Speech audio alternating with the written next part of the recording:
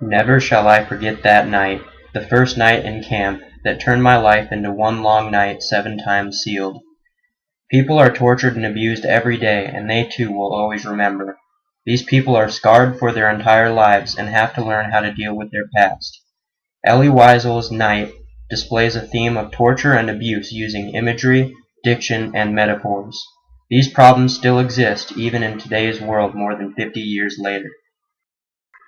Elie Wiesel effectively uses imagery to give a very realistic description of the torture he and his father went through.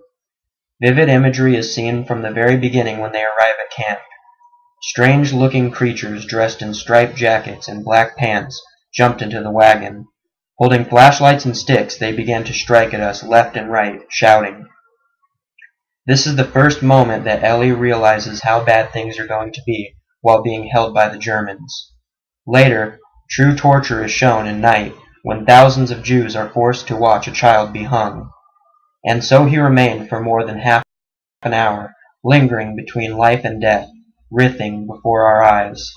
The imagery Wiesel gives in Night is graphic and disturbing, but it is necessary to understand the torture they endured during the Holocaust.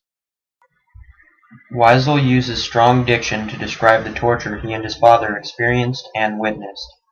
Wiesel uses strong diction on page 73 when he says, "A poor emaciated Jew questioned him anxiously, his voice trembling."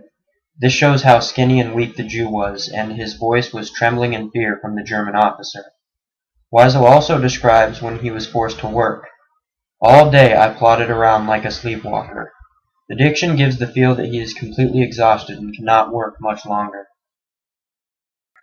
Wiesel also uses many metaphors to describe the torture that they endured. The food they were given was terrible at the camp and almost unable to eat. It was so unbearable, Wiesel says, that night the soup tasted of corpses. The Germans treated them so bad, Wiesel uses this metaphor to describe them.